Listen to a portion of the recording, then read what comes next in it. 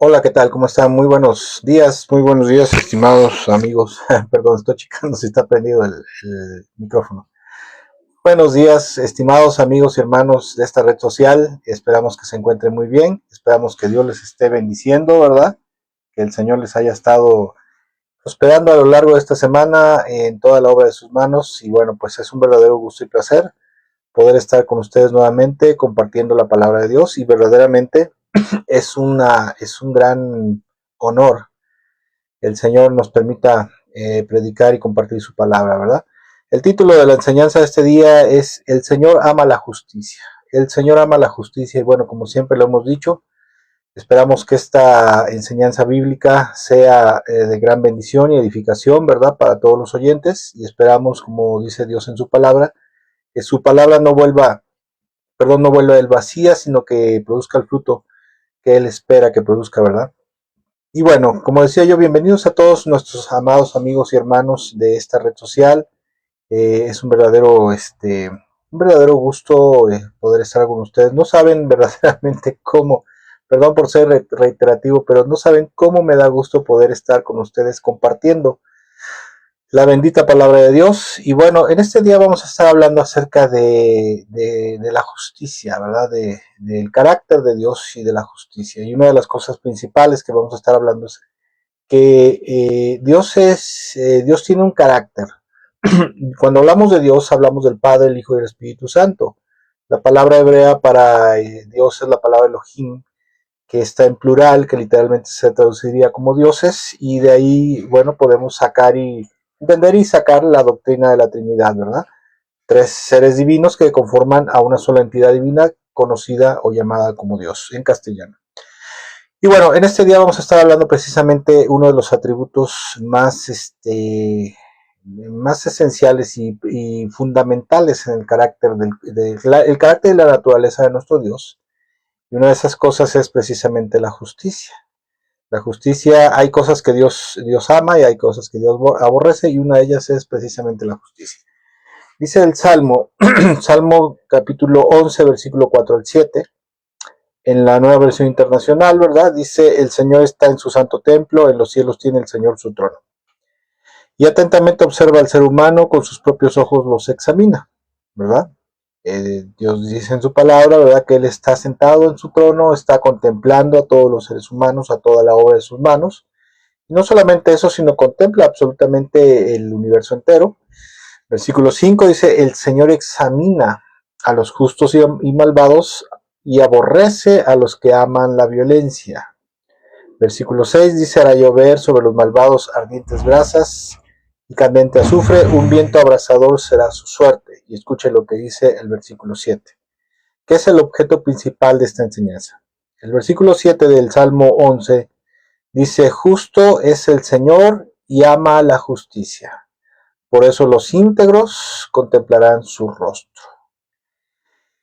Y mira, como decía yo, primero que nada quisiera enfocarme en este día, quisiera destacar el versículo 7, ¿verdad?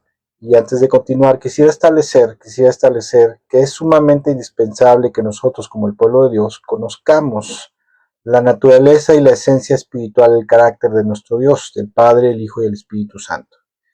El versículo 7 nos muestra un aspecto muy importante, muy importante en el carácter y la naturaleza de Dios, y esto es precisamente, como dice el versículo 7, justo es el Señor. El Señor es justo, Dios es justo y Él ama la justicia. ¿Sí? Vuelvo a repetir, versículo 7 dice, el Señor es justo y Él ama la justicia. La palabra de Dios nos enseña, como acabo de mencionar, que Dios es justo. La palabra hebrea para justo, para referirse a que alguien es justo, es la palabra hebrea sadik. Sadik se traduce como justo, precisamente derecho o recto. Alguien que es derecho, alguien que es recto, alguien que es justo. Mire, le voy a dar una breve definición a continuación, si usted me lo permite, ¿verdad? Quisiera compartir una breve definición de lo que es ser justo. Según el diccionario bíblico, ser justo implica actuar con equidad, imparcialidad y rectitud, dando a cada persona lo que le corresponda según la justicia y la razón. Eso es ser justo, ¿verdad? El ser justo va de la mano con algo muy importante que debe haber en toda persona, debería haber en toda persona, que es la rectitud, ¿verdad? Una persona justa algo que es intrínseco, que está entrelazado con eso, ¿verdad? Que está unido, es la rectitud. ¿Sí? La justicia y la rectitud van estrechamente de la mano. Ahora bien, ¿qué es la rectitud? Son cosas importantes que a lo mejor usted las conozca y si las conoce, qué bueno. Esto nos va a servir para recordar, refrescar la memoria y si usted no lo sabe, ¿verdad? Pues precisamente estamos aquí para aprender, ¿verdad? Para aprender. Ese es el propósito de la enseñanza bíblica, que es la rectitud, que es la justicia, ¿verdad? Y se dice que la rectitud es la cualidad de ser recto, tanto en sentido físico como moral, refiriéndose a la ausencia de inclinaciones, curvas o desviaciones y a la coherencia entre actos. Escuche, vuelvo a repetir. La rectitud es la cualidad de ser recto, tanto en sentido físico como moral, refiriéndose a la ausencia de inclinaciones, curvas o desviaciones y a la coherencia entre los actos y la verdad. O sea, cuando alguien dice que es recto o alguien dice es que yo soy muy recto, debe de haber una coherencia precisamente entre los actos y la verdad. O sea, debe haber una coherencia porque alguien que diga yo soy recto, o se dice de alguien que es recto, con todo respeto, pero por ejemplo, no sé en otros países, pero al menos en México los políticos, ¿verdad? Ellos se dicen que son muy rectos, pero resulta que a la hora de analizar sus hechos y sin afán de ser juzgones y condenatorios, pues muchas veces vemos que los actos no concuerdan con la verdad, o sea, con la verdad de rectitud, o sea, de que sea recta la persona. Ahora bien, la rectitud, su significado principal se centra en el ámbito ético y moral, donde se entiende como la integridad, la honradez, la justicia y la adhesión a los principios correctos en el comportamiento y decisiones. ¿Sí? ¿Qué quiere decir esto? Que la integridad está de la mano unida con la justicia, la honradez y asimismo está adherida a los principios correctos en el comportamiento y decisiones. Eso es la rectitud. La rectitud también se asocia con la razón recta, ¿sí? La conciencia moral y la capacidad de discernir lo que es correcto y justo en cualquier decisión, situación o decisión. Me encanta esto y lo quiero volver a repetir. Se dice que la rectitud también se asocia con la razón recta, o sea, con un razonamiento recto, un modo de pensar recto, correcto y recto, ¿verdad? Con la conciencia moral y la capacidad de discernir lo que es correcto y justo en cualquier situación.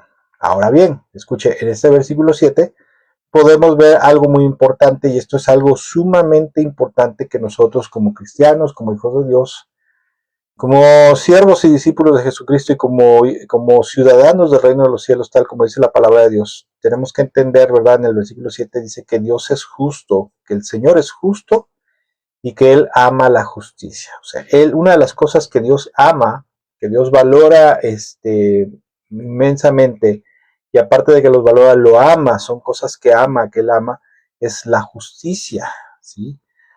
¿Qué es la justicia? Bueno, en la Biblia la justicia proviene de la palabra hebrea sedaká y tiene algunos significados, por ejemplo, como sedaká se traduce como como derecho, rectitud, equidad, honradez, con justicia y justo. Vuelvo a repetir. Justicia en el hebreo es sedaká, la palabra sedaká, y significa derecho, rectitud, equidad, honradez, con justicia y justo.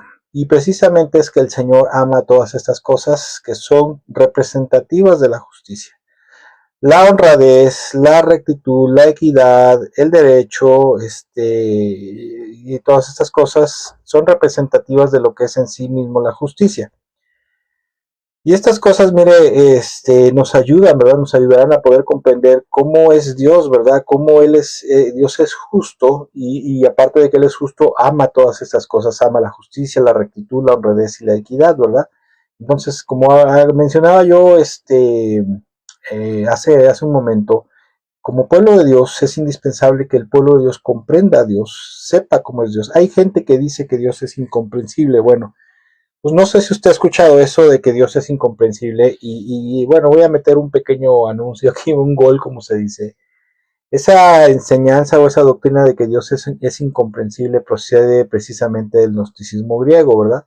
El gnosticismo griego llegó a cristianizarse, se metió a la Iglesia Católica y después el movimiento de reforma con Lutero, Calvino, Zwingli, todos ellos, todos los hombres de la reforma, sacaron esa idea, ¿verdad?, de que Dios era incognoscible, ¿verdad?, porque había un Dios en el gnosticismo, que era el Padre Ingénito, que estaba allá en la eternidad, refundido en la eternidad, y no se ocupaba absolutamente del ser humano y del mundo, y por eso los gnósticos griegos decían que era incognoscible, o sea, que no se podía conocer, que era incomprensible, pero no es cierto.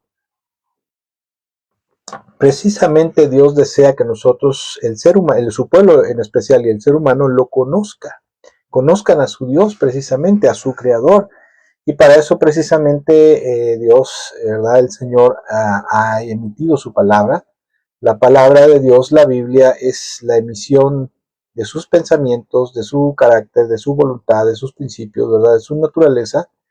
Y eso precisamente Dios lo ha permitido que se escriba su palabra, ¿verdad? En un periodo de alrededor de 1600 años se fue escribiendo la Biblia, se fue escribiendo poco a poco, con la intención de que el hombre le conociera, ¿verdad? Porque Dios sí desea que el hombre le conozca, como decimos aquí en México, para que sepamos a qué nos atenemos con él, ¿verdad? ¿Qué cosas le agradan, qué cosas no le agradan, y a qué atenernos con él en caso de no hacer lo que a él le agrada, y qué esperar de parte del Señor, de parte de Dios, cuando hacemos las cosas que a él le agrada. Ahora bien, mire, la justicia, de acuerdo a la palabra de Dios, es uno de los rasgos fundamentales de la naturaleza y el carácter de Dios, y asimismo es parte integral, parte esencial de su forma de vivir, y aparte de eso, de su forma de comportarse, de todos sus actos, ¿verdad? Por eso es que Dios ama estas cosas, ¿verdad? Ama todas estas cosas de la justicia, la rectitud, la equidad, porque son parte de la justicia, de lo que es ser justo, de lo que es la justicia.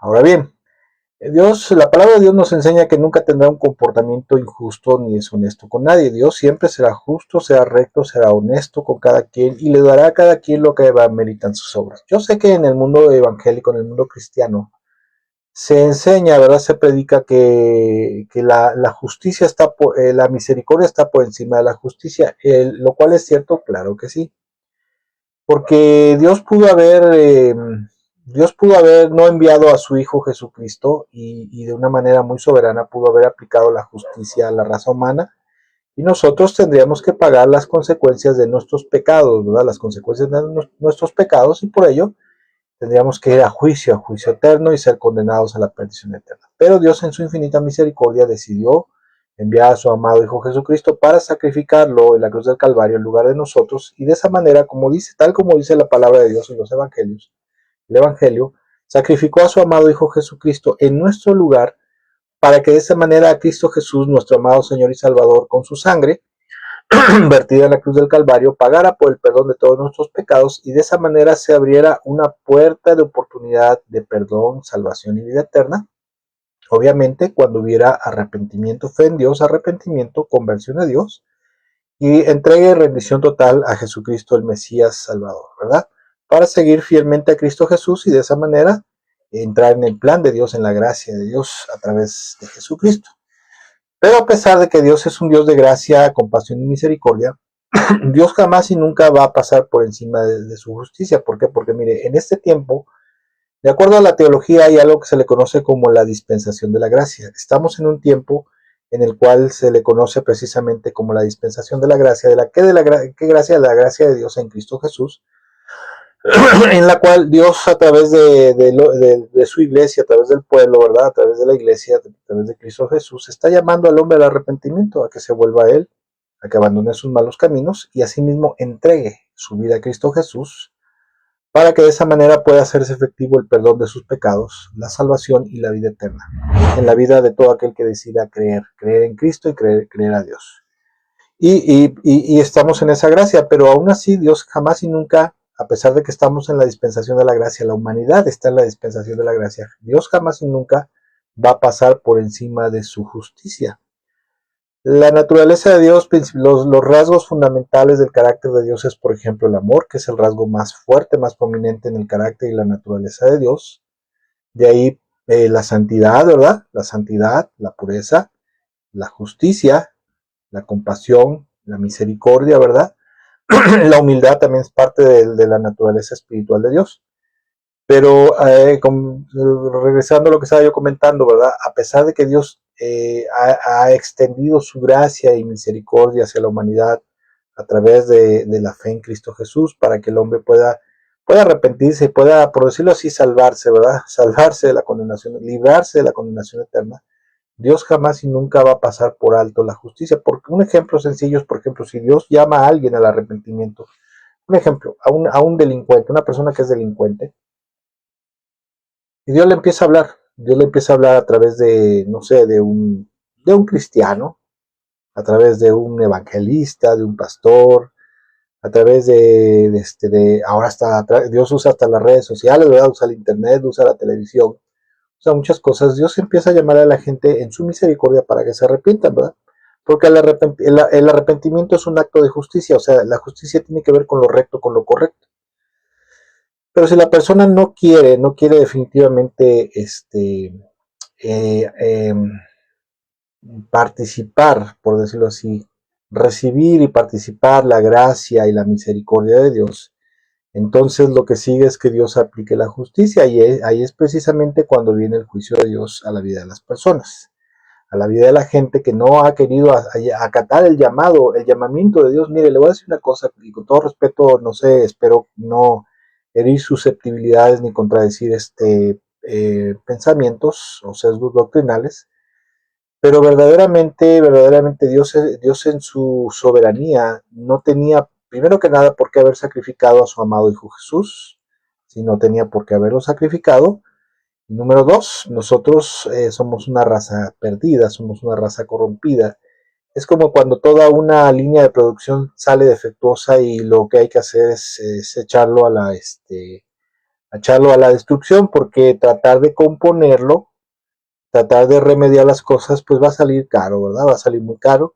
Y precisamente eso fue lo que Dios hizo, tratar de componernos, tratar de enderezarnos, ¿verdad? O sea, de sacarnos del pecado, de librarnos del pecado, de reformarnos espiritualmente, y para eso tuvo que pagar el precio más grande que se ha pagado en la historia de todos los tiempos, que fue el sacrificio de su amado Hijo Jesucristo en la cruz del Calvario.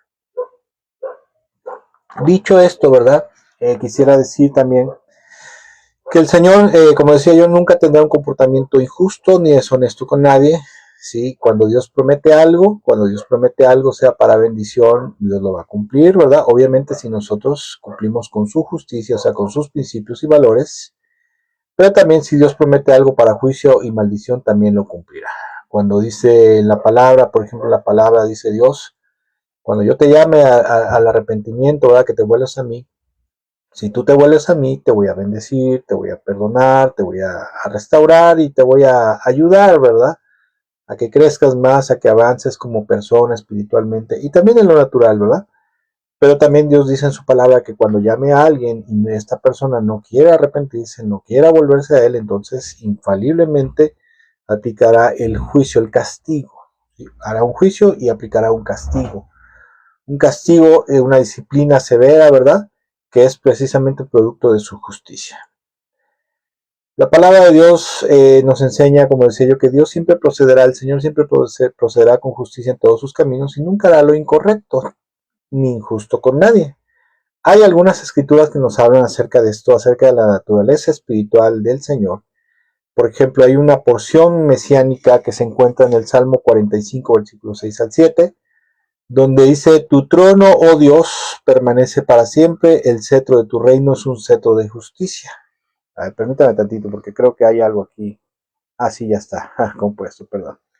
Dice, vuelvo a repetir, Salmo 45, verso 6, dice: tu trono, Dios, permanece para siempre, el cetro de tu justicia es el cetro de tu reino es un cetro de justicia. ¿Qué es el cetro? Bueno, de acuerdo con el diccionario, ¿verdad? Con la historia, el cetro era un bastón, una vara, ¿verdad? Que, bueno, los reyes tenían esa vara, un bastón que se le conoce como bastón de mando, que estaba adornado con joyas, recubierto con oro. Y ese bastón de mando, ese cetro o bastón de mando, era el simbolismo, la representación de la autoridad del rey, ¿verdad? Y dice aquí que el gobierno, ¿verdad? La autoridad del rey, con respecto al Mesías, dice que es un cetro de justicia, o sea que su autoridad, su señorío, su gobierno es un gobierno justo, es un gobierno de justicia. Y luego dice versículo 7, dice, tú amas la justicia y odias la maldad. Tienes amor, otras versiones como la Reina Valera dice, tú tienes amor por la justicia y odio por la maldad, ¿verdad? Dice, tú amas la justicia y odias la maldad, por eso Dios te escogió a ti y no a tus compañeros, tu Dios te ungió con perfume de alegría o con óleo de alegría, como dice la Reina Valera. Y vuelvo a repetir, lo que esta porción bíblica enseña es que el Mesías, o sea, Cristo Jesús, nuestro Señor, gobernaría con justicia, con equidad, con rectitud, y que aparte de eso amaría la justicia y aborrecería la maldad. El Señor Jesucristo es compasivo, es misericordioso, es bondadoso, generoso, sí, claro que sí, definitivamente. A lo largo del tiempo que yo tengo de conocer de Dios, de conocer al Señor, yo personalmente puedo decir que Cristo Jesús es sumamente, ampliamente compasivo, misericordioso, bondadoso, generoso, que dice la palabra de Dios que no nos paga, ¿verdad?, conforme ameritan nuestras acciones. Claro que sí, es sumamente compasivo, pero también es justo, o sea, es justo. La compasión y la misericordia se le muestra a aquellas personas que quieren congraciarse con Él, que quieren proceder con justicia, ¿verdad?, que quieren proceder con rectitud, ¿verdad? Ahora, ¿por qué Dios muestra o el Señor muestra su misericordia, compasión y misericordia? Porque somos imperfectos. Aparte de eso, porque no podemos ganarnos la gracia, la compasión, la misericordia y el favor y la bendición de Dios con nuestros actos. No podemos, o sea, no se puede. No hay nada, absolutamente nada que el ser humano pueda hacer o dar para ganarse la gracia, el favor y la misericordia de Dios. No se puede. Por eso es que el Señor muestra su misericordia, pero aún así Él es justo. O sea, es justo para proceder con nosotros, bendecirnos, ¿verdad? Ayudarnos, tratarnos justa, recta y honestamente. Pero también cuando nosotros, los que pertenecemos al pueblo del Señor, ¿verdad?, a la iglesia, también cuando alguien se comporta indebidamente tendrá que aplicar la justicia, disciplina, ¿verdad?, castigo y disciplina. Salmo 89, versículo 14 dice, la justicia y el derecho son el fundamento de tu trono y tus heraldos el amor y la verdad. Otra versión dice, el amor y la misericordia van delante de ti, ¿verdad? O sea, el Dios en su palabra nos enseña que la justicia y el derecho son el asiento de su trono, el fundamento de su gobierno. El gobierno del Señor está basado en la justicia y la equidad, ¿sí?, en el amor, ¿sí?, pero principalmente en la justicia y en la equidad. Por eso Dios es un Dios justo que siempre gobernará con justicia. Y mire, no hay nada más confiable que Dios en sí mismo, precisamente a que Dios es justo en su naturaleza eterna e invariable.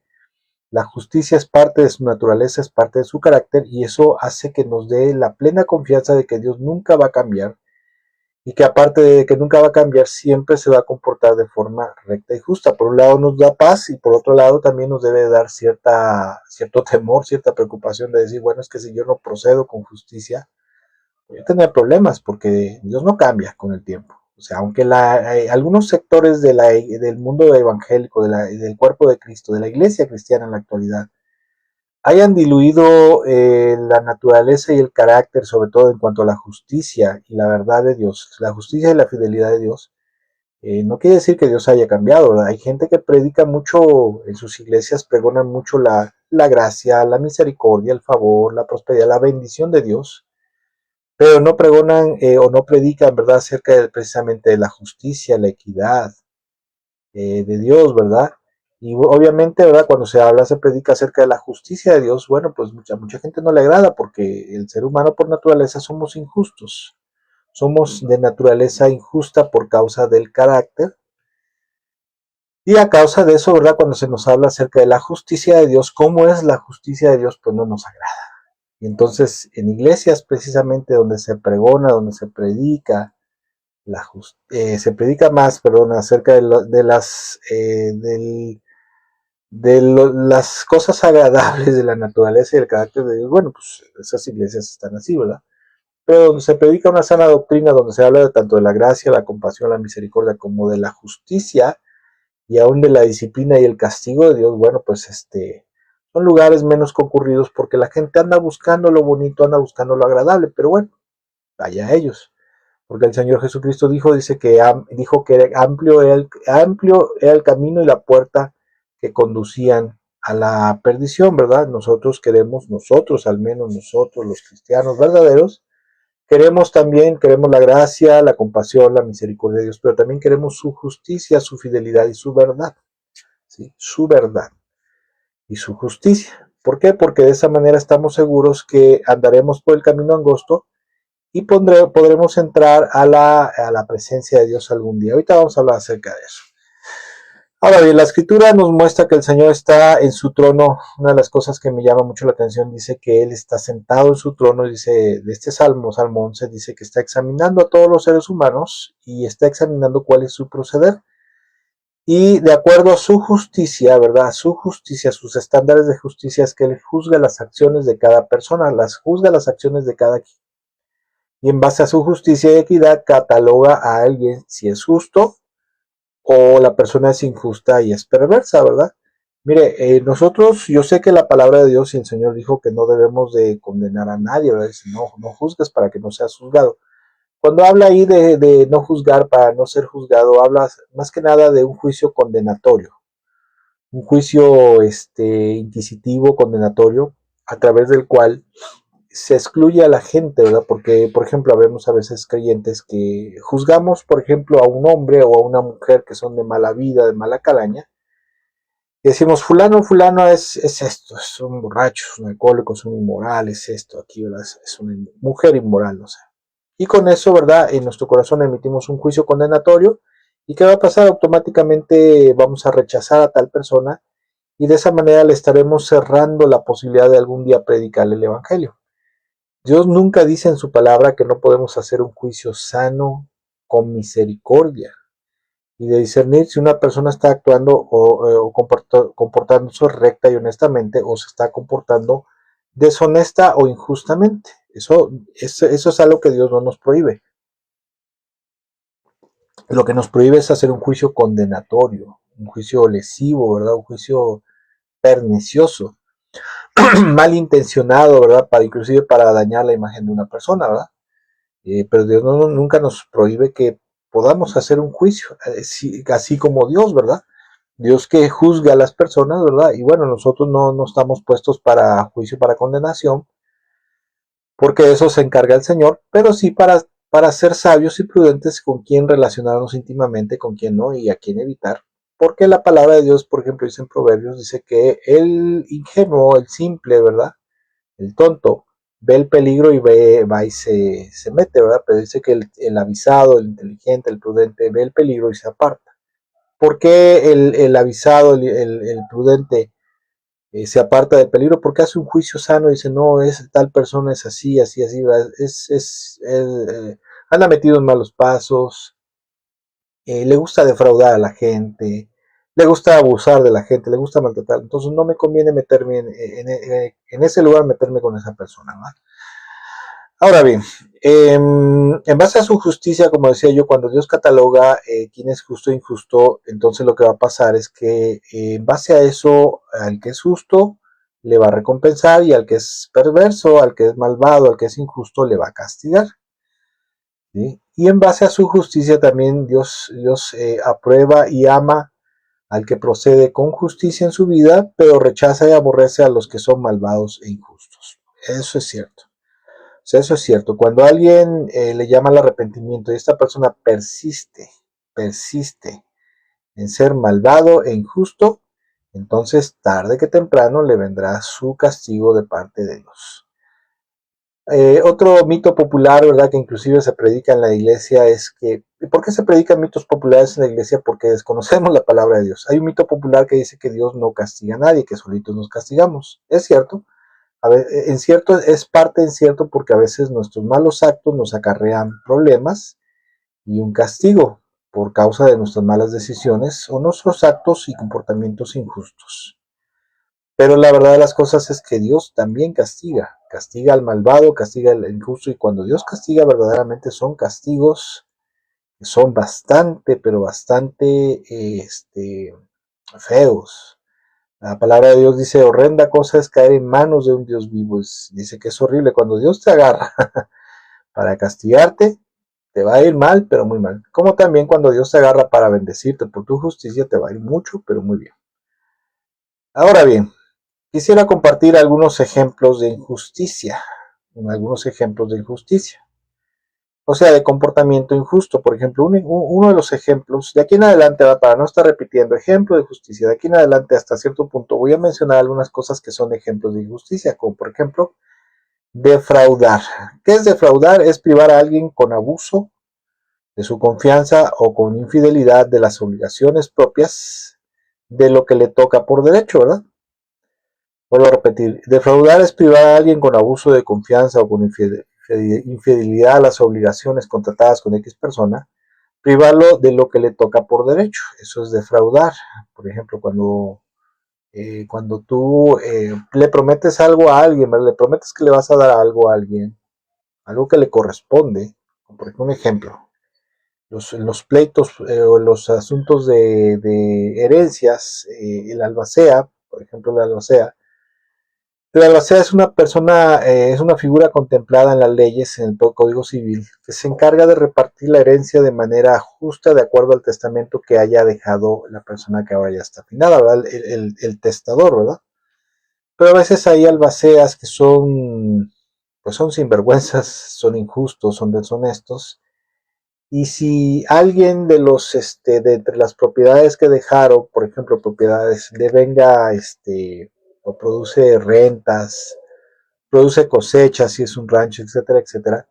Lo justo de acuerdo a la ley es que el albacea reparta entre partes iguales entre los herederos, pero a veces hay albaceas que defraudan a los herederos y se quedan con las cosas, ¿verdad? Se quedan con ya sea con las rentas, el producto de las rentas o el producto de las cosechas o del ganado, y se lo roban ellos. Como decimos aquí en México, se lo clavan para su bolsillo, ¿verdad? Otro ejemplo de injusticia es maltratar, el maltrato, ¿verdad? Que es tratar a alguien de manera cruel, con desconsiderada o con violencia, causando daño físico, emocional y psicológico. Mentir también es un ejemplo de injusticia, es mentir o ocultar información verdadera e importante para otro individuo, ¿verdad? Cuando una persona le miente a otra, le oculta la verdad o le cuenta una verdad a medias, o sea, le oculta una información verdadera a otra persona, eso es parte de la mentira, de mentirle a alguien, y eso es injusto. Perseguir a las personas para evitar que se expresen, que expresen la verdad y la justicia también es injusto, es algo injusto. Porque cuando una persona habla con verdad, dice la verdad, y otra persona que no le conviene, como pasa a veces con los gobiernos terrenales, persiguen a la gente a la gente que habla la verdad, ¿verdad? Cuando un gobierno sea, bueno, sea civil o sea eclesiástico, o sea de cualquier tipo, está haciendo cosas malas y ese gobierno, ¿verdad? Quiere tapar sus fraudes, sus engaños, sus traspupites, ¿verdad?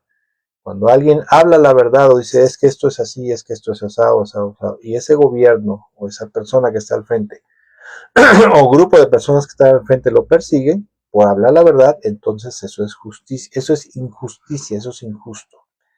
Discriminar a las personas por cuestión de raza, género, creencias, estatus socioeconómico, color de apariencia, color de piel y apariencia también es injusto.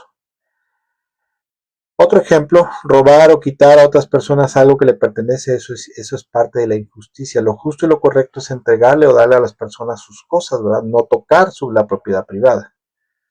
Contraer una deuda y luego no pagar lo que corresponde en tiempo y forma, también eso es injusticia.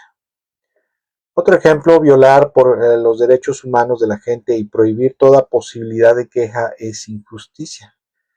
La famosa censura, ¿verdad? Que hoy está muy de boga, muy de boga ese tema, al menos aquí en nuestro país, ¿verdad? La persecución contra la libertad de expresión es violentar los derechos humanos, porque uno de los derechos humanos fundamentales es la libertad de expresión, ¿verdad?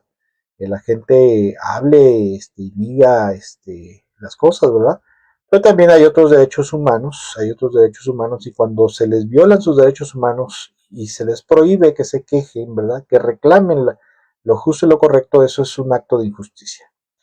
Exigir a alguien hacer más de lo que pautaron previamente, o sea, más de lo que se acordó cuando entras a un trabajo, por ejemplo, y en tu contrato habla de trabajar ciertas horas, cierto número de horas de tales a tales horas, con una hora de comida, por ejemplo, y otras actividades que están pactadas en un contrato laboral. Y después de eso, el patrón, la empresa te empieza a exigir más tiempo, que reduzcas tu tiempo de comida de una hora a 30 minutos y después a 15 minutos, y te hace otras exigencias. Eso es un acto que no están en el contrato, que no están pactadas en un contrato, por ejemplo, eso es algo de injusticia, es algo injusto. O bien tú le pides a alguien que te haga un trabajo, por ejemplo, y después de eso dice, bueno, ¿cuánto me cuesta ese trabajo? No, pues el trabajo le cuesta, por ejemplo, 5,000 pesos. Pero después empiezas a ver como que te gustaría que le hiciera otra cosa, y le hiciera otra cosa, y le hiciera otra cosa, pero todo por el mismo precio. Eso no es correcto, eso es injusto. Cometer un delito o hacer algo ilícito y no recibir una sanción, un justo pago, una justa retribución, eso es un acto de injusticia. Sobornar para lograr un beneficio personal, eso también es un acto de injusticia. Los sobornos, yo sé que a través del soborno se puede conseguir muchas cosas, pero eso no es lo correcto, eso es injusto. Dios no soborna, ¿eh? La palabra de Dios dice que Él no acepta cohecho, que Él no acepta el soborno, que Él no procede con favoritismos con nadie, ¿verdad? Entonces, eso es incorrecto. Otro ejemplo de injusticia son los mecanismos determinados o un mecanismo determinado con el fin de engañar a otra persona o a engañar a otro, ¿verdad? Por ejemplo, el uso de una conexión emocional intensa para controlar el comportamiento. Se da mucho en los casos, por ejemplo, entre padres e hijos, que papá, mamá, manipula las emociones de los hijos, ¿verdad? O en el caso de las parejas, ¿verdad? El esposo o la esposa manipula al hombre, manipula a la esposa, manipula a la mujer, ¿verdad? El cónyuge manipula a su cónyuge con las emociones, ¿verdad? Le hace sentir mal, le hace sentir que se está comportando injustamente, que no le quiere, etcétera, etcétera. Y de esa manera, ¿verdad? De esa manera usa la conexión emocional para controlar su comportamiento y eso es injusto. La utilización, ¿verdad? Otro mecanismo para engañar o manipular es, por ejemplo, la utilización de las inseguridades de la otra persona, ¿verdad? Decirle a alguien, no, es que no, tú no vas a poder, tú eres un tonto, tú no puedes, etcétera, etcétera, porque, por ejemplo, no quieres que se vaya a trabajar a otro lado, o no quieres que se aleje mucho tiempo, ¿verdad? Entonces eso es injusto.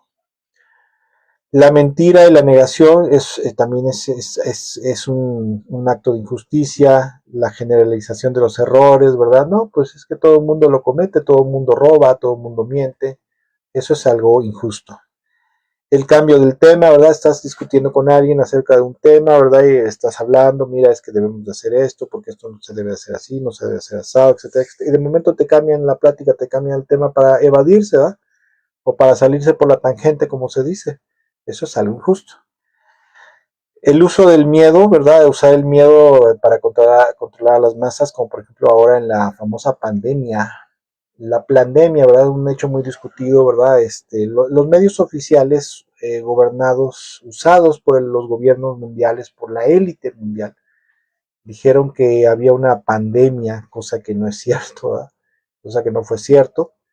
Por eso se llama pandemia, fue un método de manipulación para dar paso a algo que se le conoce como la Agenda 2030 y muchas cosas que están por venir, que de hecho van a determinar un cambio drástico en la humanidad y que de eso pensamos que ya pronto está la manifestación del anticristo. Pero durante la pandemia los medios de comunicación usados por una élite, ¿verdad? Una élite global, poderosa, dueña de medios de comunicación, usaron el miedo, ¿verdad? A la muerte, el miedo al contagio para controlar y manipular a las multitudes, a las masas. Y eso es injusticia. La agresividad, la agresión pasiva, ¿verdad? El maltrato y la agresión pasiva también es injusticia. hacer que la persona dude de su percepción de la realidad, ¿verdad? Decirle, no, es que no es cierto lo que tú piensas, ¿verdad? No, no es como tú piensas, no es tan malo como tú piensas, o no, mira, estás equivocado, no estoy haciendo lo que tú dices, o sea, lo que pasa es que tú estás malentendiendo, eso también es injusticia. El reclutamiento de otras personas para aumentar el control, ¿verdad? Hay empresas donde contrata a la gente, los patrones, a más personas que están aliados con ellos para que cumplan sus planes y propósitos, a veces malvados, injustos y perversos. Eso también es un acto de injusticia. Y la manipulación, ¿verdad? La manipulación es uno de los actos de injusticia más antiguos, ¿verdad? Porque el primer acto de manipulación lo llevó a cabo Satanás, ¿verdad? Satanás con Eva, ¿verdad? Manipuló a la mente y el corazón de Eva y bueno, pues a través de la manipulación logró introducir el pecado en la humanidad y destruir a la raza humana. ¿Qué es manipular? Manipular es conducir a la gente con engaños para que hagan lo que de egoístamente decide o anhela el manipulador. Vuelvo a repetir, manipular es conducir a la gente con engaños para que hagan lo que egoístamente decida o anhela el manipulador. Una persona manipuladora siempre, nunca te va a decir la verdad, nunca va a proceder con justicia, con equidad, sino que siempre va a buscar, a tratar de que la gente a través de engaños, argumentos falaces, capciosos, venderte una idea fuera de la realidad, de la justicia, para que tú hagas lo que esa persona quiere, ¿verdad? Eso es algo que es muy común en las familias, muchos padres manipulan a los hijos, mamá manipula a los hijos, mamá manipula al esposo, el padre manipula a la esposa, el padre manipula a los hijos para que hagan lo que él quiera, no lo correcto, si lo justo, sino lo que se le antoja. Los líderes, ¿verdad? Muchos líderes de los gobiernos civiles o gobiernos eclesiásticos usan la información bíblica, usan los temores, los miedos, ¿verdad? La ignorancia de la gente para manipularlos y hacer que ellos hagan lo que quieran. Por ejemplo, nada más ahí de paso, ¿verdad? Quisiera comentar dos casos. Había un líder cristiano que siempre que deseaba algo para su beneficio personal comenzaba a quejarse, ¿verdad? A quejarse y a lloriquear con la iglesia amenazándolos que debido a que no había suficientes ofrendas se iba a tener que retirar del ministerio y los iba a abandonar. Entonces muchas veces los feligreses, porque había feligreses en esa iglesia que decían, ay, por favor, ya el pastor ya se pasa otra vez, ya va a empezar a lloriquear para pedir más dinero, va a pedir más ofrenda, que esto, que el otro. Porque el Señor tenía a sus hijos en escuelas de paga, pagaba una renta muy superior pagaba una renta de una casa residencial en un fraccionamiento residencial y no quería bajar de nivel, ¿verdad? Porque decía que como él era empresario, ¿cómo iba a bajar de nivel? Ahora siendo siervo de Dios, entonces cuando bajaba las ofrendas, ¿por qué bajaba las ofrendas? Porque a veces la gente no tiene dinero, a veces estás endeudado y bueno, pues a veces había crisis generalizadas y empezaba a lloriquear ahí, ¿verdad? Entonces había gente de buen corazón que decía, bueno, pues me voy a esforzar más, ¿verdad? Le iba yo a comprar unos tenis Nike a mi hijo, pero pues ahora le voy a comprar unos tenis de Shein o de Temu, ¿verdad? Baratitos. Si le iba yo a comprar unos tenis de 2000, le voy a comprar unos tenis de 350 pesos y el resto se lo voy a dar como ofrenda al siervo de Dios. Y siempre lograba esto a través de la manipulación. Hay otro líder que con engaños y supuestas visiones manipuló a los feligreses para que le construyeran una casa grande y a su antojo, porque decían, no, es que el Señor me ha dicho que me va a bendecir, me va a prosperar, y que como dice su palabra, ¿verdad? La palabra de Dios dice, bendeciré al que te bendiga, y el Señor me ha dicho que quien me bendiga le va a bendecir y prosperará. Porque el que siembra, ¿verdad? Siembra, pero va a cosechar va a tener una cosecha sobreabundante, ¿verdad? Y de esa manera manipuló a muchos de sus feligreses que hicieron ahí como se le llama acá en México, una vaquita, o sea, una cooperación entre todos para construirle una casa grande y a su antojo del pastor, ¿verdad? Del líder, este líder. Y de esa manera, así como esas, bueno, hay muchas formas de manipular a la iglesia, a la grey, al pueblo de Dios, a las familias, a los gobiernos, a la población, etcétera, etcétera.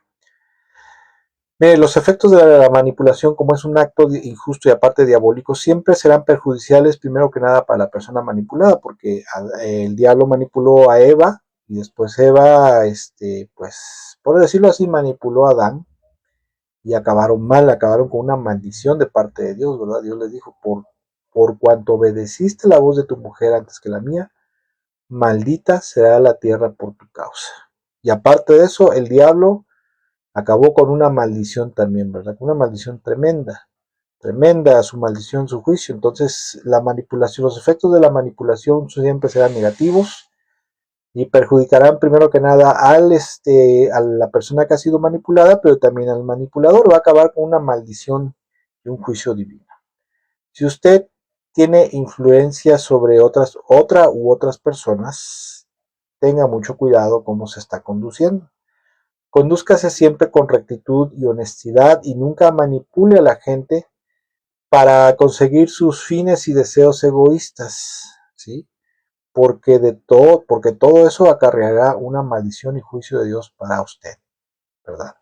¿Por qué? Porque es injusto y Dios aborrece a los injustos, a los perversos y les da lo que se merece. Ahora bien, como cristianos y miembros del reino de Dios, quisiera decir que nosotros debemos de comprender como cristianos que Cristo Jesús, nuestro Señor, Él es Dios y como Dios también Él es justo y ama la justicia, lo recto, lo correcto. Porque si no comprendemos a Jesucristo como Dios santo y Dios justo, ¿verdad? Como tal como Él es en su corazón y cómo se comporta con toda la obra de sus manos, o sea, con toda la creación, entre ellos el ser humano, vamos a tener serios problemas, porque vivir fuera de la justicia del Señor acarreará juicio y castigo. A pesar de que otras personas piensen de que el Señor no castiga porque Jesús es muy bueno, bondadoso, ay, hasta se atreven a blasfemar, a decir, Chuchito es bien buena onda. Oh, cuidado porque el Señor es bueno, grande en misericordia, pero también es justo. No ha dejado de ser Dios, no ha dejado de ser santo, no ha dejado de ser justo también, ¿verdad? Por lo tanto, debemos de tener temor del Señor, temor, o sea, temerle no es no solamente respetarlo, sino tenerle temor, de miedo, ¿verdad? La palabra temor ahí en el griego es la palabra phobos, que principalmente implica miedo, miedo de recibir un castigo, un perjuicio. Sí, entonces debemos de tener mucho cuidado. Digo esto porque a veces en la actualidad hay gente que no entiende este asunto, o a veces habemos personas religiosas, que somos religiosos, que hemos conocido el Evangelio, ¿verdad? Hemos depositado quizás nuestra fe en Jesús, nuestra esperanza, inclusive nos hemos proclamado discípulos de Jesús, pero cuando aún no hemos comprendido que Cristo Jesús, que es Dios y que es justo, es Dios santo y justo, y no hemos comprendido su justicia, asimilado, aceptado y estar viviendo en su justicia, para poder ser un verdadero discípulo y siervo de Jesús, entonces habrá problemas, habrá problemas. A veces mucha gente evangélica, mucha gente que se proclama cristiana, ha malentendido el gran amor y misericordia del Señor por el hombre, ¿verdad? A tal grado de considerar a Jesús, que el Señor Jesucristo está conforme con la pecaminosidad humana, ¿verdad? Yo a veces escucho una frase que a mí, la verdad, en lo personal, siento que me jalan de aquí de las patillas hacia arriba, ¿verdad? Donde dicen, es que la iglesia no es un museo de santos y de puros y de justos, la iglesia es un hospital de enfermos. Y yo digo, wow, qué equivocado está eso de la razón y la verdad bíblica, porque la iglesia es la congregación de los santos. La Biblia dice que la iglesia es la congregación de los santos, y los que son santos son justos. Bíblicamente, a la luz de la palabra de Dios, para que una persona forme y llegue a formar parte de la iglesia y del cuerpo de Cristo, del verdadero cuerpo de Cristo, no de una congregación local o de un movimiento religioso terrenal, sino del cuerpo, el cuerpo místico del Señor, necesita ser una persona que se ha santificado y que es justo, ¿sí? Si no, no puede pertenecer al cuerpo, puede pertenecer a cualquier organización religiosa evangélica en la tierra, pero al cuerpo espiritual del Señor, o sea, a su pueblo, no lo puede ser. ¿Sí? Eso es la realidad. Es cierto que en la iglesia llega mucha gente que llega enferma espiritualmente, moralmente, espiritualmente, también físicamente, ¿verdad? Pero para permanecer en la iglesia, en el cuerpo de Cristo, no tanto en una congregación, sino en el cuerpo místico, el cuerpo espiritual, necesita ser una persona santa y justa. Si no, no. Pero hay mucha gente que ha degradado la naturaleza y el carácter, la imagen del Señor Jesucristo, diciendo que el Señor está conforme con la pecaminosidad humana, ¿verdad? No es así. Es cierto que el Señor tiene misericordia y piedad, ¿verdad? Compasión y misericordia del pecador. Por ello, precisamente como Dios santo y justo lo llama al arrepentimiento y a la conversión de sus malos caminos y volverse a Dios y a su voluntad para que lo pueda perdonar y lo pueda salvar. Si no lo hace la persona, si no se vuelve a la justicia de Dios y se aparta de los malos caminos, que eso tiene que ver con el arrepentimiento, no lo va a perdonar ni lo va a salvar. Puede salvarlo y perdonarlo, aún a pesar de eso, sí, pero no es lo correcto, no lo es justo y no va a pasar. El Señor no va a pasar por encima de su justicia. Porque aunque el amor del Señor Jesucristo por el hombre sea amplio y profundo, porque verdaderamente que el amor del Señor es amplio y profundo a tal grado de haberse sacrificado en una muerte horrorosa, horrible, un sufrimiento horrible, ¿verdad? Y horrible para Él, no por ello en su naturaleza santa y justa va a seguir tolerando el pecado en la vida de alguien, en la vida de una persona que se acerca a Él y se acerca a su cuerpo. No lo va a permitir, ni la iglesia lo debe permitir. La iglesia debe recibir a todos los pecadores, ¿verdad? Que se han arrepentido, han confesado a Cristo, y de ahí la iglesia tiene la obligación de discipularlos. Y entre el discipulado entra, por un lado, la enseñanza, la instrucción, pero el discipulado cristiano, el discipulado bíblico, también en ese discipulado entra la disciplina y la corrección. Y quien no se ajuste a esas dos cosas del discipulado, de formar lo que el Señor dice en la Gran Comisión, dice, vayan y hagan discípulos de entre todas las naciones, bautícenlos en el nombre del Padre, del Hijo y del Espíritu Santo y enséñenles a guardar todas las cosas que les he mandado. Quien no se ajuste a eso, bíblicamente la iglesia debería de expulsar a tales personas. Después de cierto tiempo de exhortación y reprensión, porque en la palabra le dice el apóstol Pablo a uno de sus discípulos, dice, mira, exhorta una, dos veces y después de eso al que no agarre la onda, ¿verdad? Al que no se corrija, evítalo. O sea, deséchalo. Evítalo, deséchalo. No te juntes con tal persona. Por eso dice la palabra, dice que no debemos de juntarnos con aquellos que son borrachos, adúlteros, inmorales, perversos, etc. Y dice el apóstol, dice, no digo de la gente del mundo, ¿verdad? Porque tendremos que salirnos del mundo, sino de aquellos que diciéndose cristianos tienen un comportamiento injusto y perverso. Eso está en la palabra de Dios. Ahora bien, cuando alguien viene a los pies de Cristo, el Señor en su justicia, cuando alguien se entrega a Cristo, el Señor espera que la persona cambie, ¿verdad?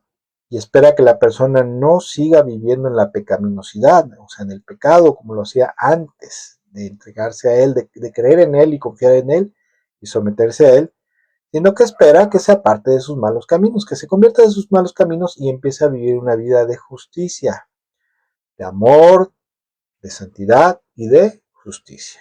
¿Sí? Y por ello es que el versículo 7, en base a todo esto, bien dice el Señor en su palabra, el versículo 7 de este Salmo 11, con el cual iniciamos, dice que justo es el Señor, o el Señor es justo, y Él ama la justicia.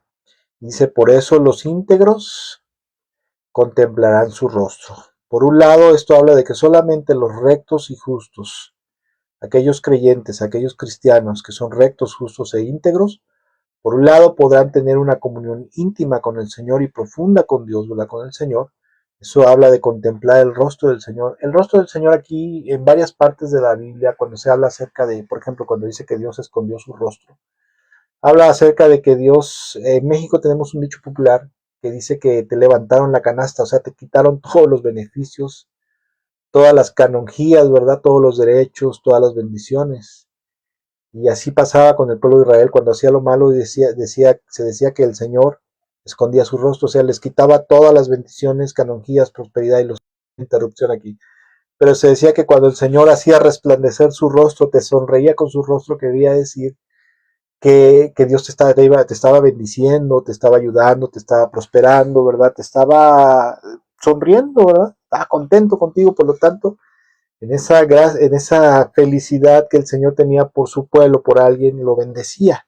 Eso es que el rostro del Señor resplandeciera sobre alguien o sobre la nación de Israel. Pues por un lado, ¿verdad? Los justos y los rectos, los íntegros contemplarán su rostro, o sea, habla de tener una profunda e íntima comunión con el Señor y a su vez disfrutar de los beneficios y bendiciones de esa comunión íntima y profunda con el Señor. Pero por otro lado, ¿verdad? Por otro lado, esto de contemplar, dice, solo los íntegros, dice, por eso los íntegros contemplarán su rostro, también habla de que solamente la gente justa, la gente recta, la gente íntegra, son los que podrán entrar al cielo para algún día contemplar el rostro de Dios, estar cara a cara con Dios, estar cara a cara con el Padre. ¿Sí? Y esto es una de las bendiciones, es la mayor bendición que un ser humano puede tener. Poder algún día, no solamente, mire, la mayor bendición no es pisar el cielo. Discúlpeme, a lo mejor alguien piensa diferente, pero la mayor bendición no es pisar el cielo, la mayor bendición es estar cara a cara contemplando el rostro de Dios. Esa es la mayor bendición que un ser humano puede tener. Porque originalmente Adán y Eva contemplaban el rostro de Dios a diario, cara a cara, estaban con Él, ¿verdad? Yo no tengo, le voy a ser sincero, a pesar de los años que tengo de conocer de Dios, del Señor y de la lectura y estudio bíblico que lleva uno, sinceramente, tengo que ser sincero, no, no me puedo alcanzar a imaginar qué tan maravilloso, qué tan hermoso, qué tan sublime, ¿verdad? Qué tan maravilloso, no encuentro otra palabra, será poder estar cara a cara con Dios, contemplándolo a Él, escuchándolo, viéndolo, estando en su presencia. No me imagino, tengo a lo mejor, ¿verdad?, una imaginación limitada con respecto a eso, pero me imagino que hace lo más hermoso y lo más maravilloso poder estar cara a cara con Dios, independientemente de las bendiciones que conlleva ello de permanecer en el cielo, en el paraíso celeste. O sea, eso son cosas secundarias. Pero lo más maravilloso, hermoso y sublime que puede haber para un ser humano es poder estar cara a cara con Dios. Y dice el Señor en su palabra que solo los íntegros serán los que podrán contemplar el rostro del Señor algún día. Termino con una escritura, porque tengo que terminar, ¿verdad? Termino con una escritura, una palabra, y que es la misma palabra de Dios, hable por sí misma. Esta escritura con la cual quiero terminar, ¿verdad? Se encuentra en el Salmo 125, versículos 4 y 5, y lo voy a leer en la Nueva Versión Internacional. Salmo 125, versículos 4 al 5, dice de la siguiente manera: haz bien, Señor, a los que son buenos, a los rectos, a los de recto corazón. Vuelvo a repetir. Haz bien, Señor, a los que son buenos, a los de recto corazón. ¿Sí? A los que tienen corazón recto, íntegro, corazón justo. Pero el versículo 5 dice, pero a los que van por caminos torcidos, deséchalos. Señor, deséchalos, Señor, junto con los malhechores, que haya paz en Israel. Qué tremendo. Porque aquí la paz en Israel está vinculada con que el Señor desecha a todos los malvados y perversos que había o que hubiera en la tierra de Israel. Dice, pero a los que van por caminos torcidos, deséchalos, Señor, junto con los malhechores, que haya paz en Israel. Qué tremendo esto, qué tremendo, eso es muy tremendo. Y bueno, quisiera yo terminar con esto que mencioné hace un momento, ¿verdad? Eh, para poder, cualquier persona se puede acercar a una iglesia, a una congregación local, a una institución religiosa, evangélica, a un movimiento, ¿verdad? Como tantos movimientos que hay en la actualidad. Pero pertenecer al reino de Dios, poder ser ciudadano del reino de los cielos, pertenecer verdaderamente al cuerpo místico, al cuerpo espiritual del Señor, a la iglesia, no a una institución humana, sino a la iglesia, al cuerpo místico del Señor, solamente se puede ser siendo íntegro, siendo recto y siendo justo de corazón y procediendo justamente en esta vida con todas las personas y para con Dios. Claro que en esto también entra el error humano, ¿verdad? Dios sabe, la palabra de Dios dice que Dios se acuerda que somos polvo, O sea que no somos ni la mínima parte de lo que era Adán y Eva cuando los formó conforme a su imagen, y por lo tanto tiene compasión y misericordia, ¿verdad? Pero esa compasión y misericordia no es alcahuetería, no es que el Señor esté conforme, que Dios esté conforme y de acuerdo con nuestra pecaminosidad y maldad que en algún momento dado podemos practicar, ¿verdad? Y por lo tanto, solamente cuando nos arrepentimos de todo corazón y volvemos al camino angosto, seremos justos delante de Dios y podremos permanecer y estar en el cuerpo de Cristo, en el pueblo del Señor, ser parte del reino de los cielos, no de una institución humana, porque una institución humana cualquiera, ¿verdad? En una institución religiosa, evangélica, humana, cualquiera puede entrar, cualquiera puede asistir, cualquiera puede ir a adorar, a alabar, a cantar alabanzas, pero de ahí a un término espiritual elevado, que es pertenecer al cuerpo, pertenecer al reino, ser un verdadero siervo y discípulo de Jesús, solamente se alcanza y se logra con justicia. ¿Cómo? Haciendo la voluntad de Dios. El Señor Jesucristo dijo, nadie podrá, dice, no todo el que me llama Señor, Señor entrará en el reino de los cielos. ¿Y dónde se inicia la entrada al reino de los cielos? En esta tierra. Y posteriormente es ser llevado a los cielos. El Señor Jesús, vuelvo a repetir, dijo, no todo el que me llama Señor, Señor entrará en el reino de los cielos, sino solamente los que cumplen con la voluntad de mi Padre que está en los cielos. Con esto termino, amados amigos, amados hermanos. Espero, como siempre, que esta enseñanza bíblica les haya sido y les sea de mucha bendición y edificación.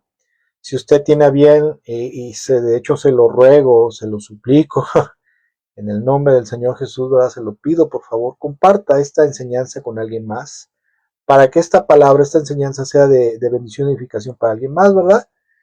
Y si usted tiene a bien, ¿verdad? Regálenos ahí un like, un pulgar arriba, ¿verdad?